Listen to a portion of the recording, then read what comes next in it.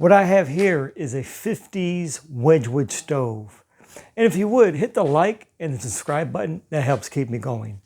Now, this stove in its era did come in red. Now, this particular one has been restored at some point in its life. And it's a red that's not a factory red. It's not the red that it came with from Wedgewood at the time. It's a much brighter red.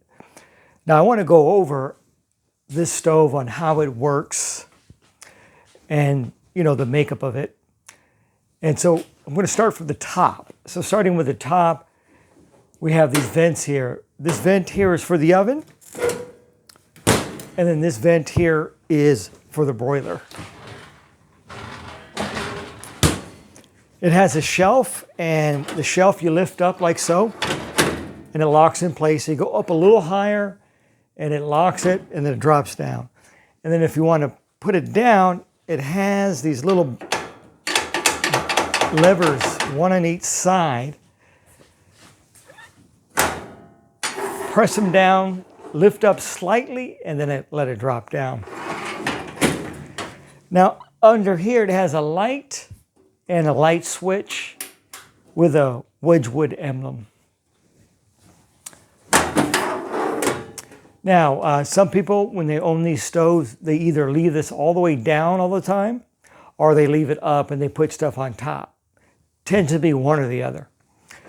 So, and then you have your 4 burners and your griddle. Now, the question I get all the time is, what do you do with the griddle? So the griddle, you could put bacon and eggs on there if you like, but you could also do hamburgers, steaks, you know, you could grill like in a restaurant. And then another bonus you could do is, and a lot of people don't realize this, you could put a stew pot on there, put it on the temperature you want, and have a stew pot going, boil water on there if you want. It's a big giant burner. It's a pretty good sized burner. And then it has 2 holes so the grease falls down into it. And that goes right into here into the grease catcher. And the grease catcher has a little spout section for the grease to pour out. This lifts up. It has a spot for your hand to go in.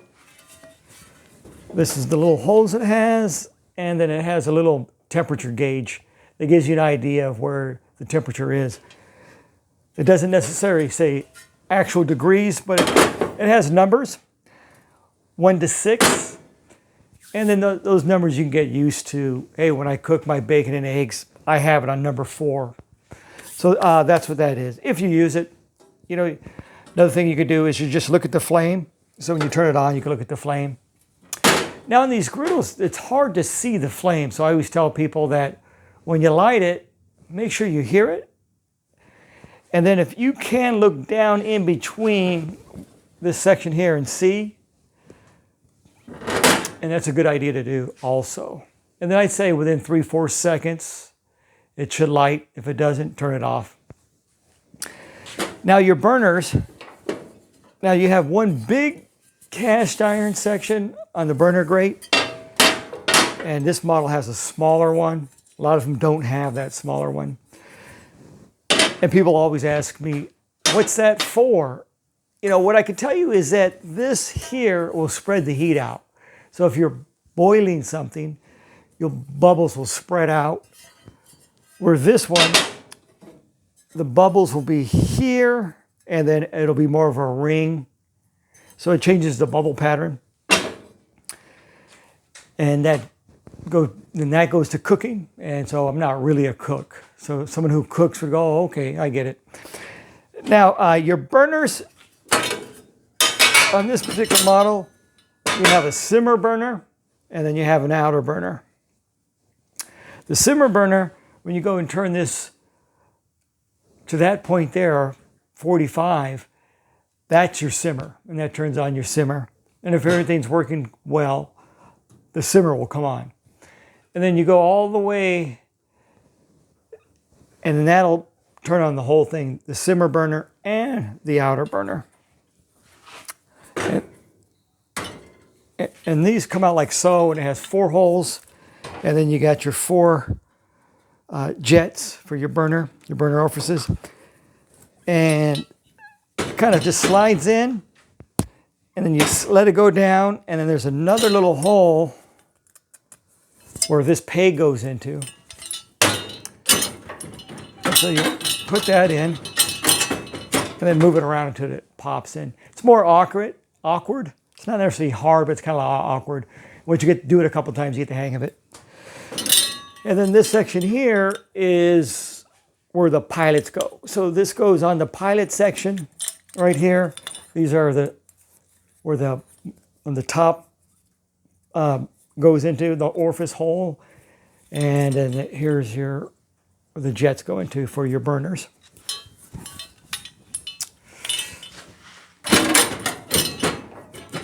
It is heavy. They are made and very well. Now, when these were advertised, they were advertised to last a lifetime, and they did it multiple lifetimes.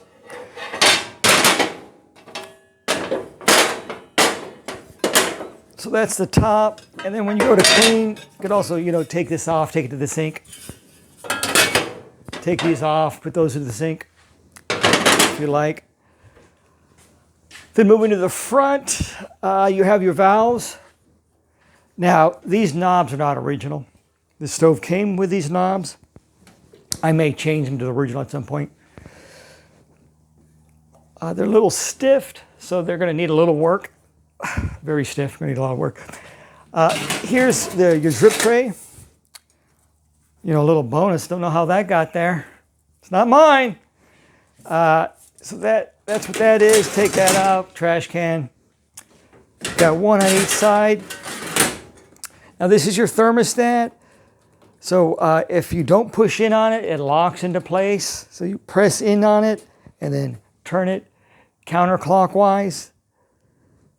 Set it at, let's say you're doing 350, let it preheat. Believe it or not, about 20 minutes. And it does seem like a long time. You can get away with less, but ideally 20 minutes. So this opens up. That's your oven. One thing about these older stoves, the ovens aren't huge. They're smaller. They're more like a European size. A lot of European stoves have smaller ovens. Now this particular model has writing on the door, and it gives you times for breads and cakes and cookies and temperatures. It doesn't say what to mix it with or how to mix it, but I guess people knew. And then you have your grates, your racks. Now the racks are designed to lock, so you can't pull it out. So you have to lift up slightly and then pull it out. So this would be the back of the rack, how it curves up. That's the back. Sometimes I'll see people put it in like that. Looks cool, but then you got to be careful because you'll grab it and you might slide it out, falls out, and there goes everything. So that is that. Now, one more piece down at the bottom. You have a drip tray that does come out. Typically, people will put tin foil on here. It's something you can do to protect it, easier to clean up. And then the oven floor has these holes. You don't want to block that. The heat needs to come out of there. So you don't want to block that with foil. So that's how that goes. So that's how the door closes. They don't necessarily really seal airtight. Heat does have to come out, and it comes out the vents. But if all this was airtight, it wouldn't work. It'd probably blow up or something. Now down here is just access. You don't store anything. You don't really put anything down here. This is where your burner is. And then this side here is your broiler. Now in this time era, broiler was a big deal. If you had a broiler like this, that was like a really big deal. And so that slides out. They go up and down.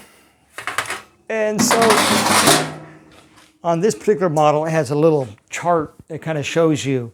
So up here's your broiler. And then the broiler has a metal mesh, kind of like a honeycomb shape, that goes across. And so when it turns on, it radiates heat down. It's kind of like an upside down barbecue. And what's great about it, if you get used to cooking something like, let's say, salmon or steak, and you do it 3 minutes on one side, 4 on the other, it'll come out the same way each and every time, so you know how to do it. And then I might do the flame about 50%, so you'll just turn the broiler, and you'll get used to it for your style and what you're cooking. But for what I do, I might do like 50% for the steak or the fish. And that's how that works. And then down here is storage. Now that is just storage, nothing else. You don't want to put anything flammable in there. Yeah, nothing flammable. Metal stuff's fine, but that is just for storage. So that's the rundown on this. Any questions, let me know. Hit the like, hit the subscribe, and thanks for checking it out. And have a great one. Bye.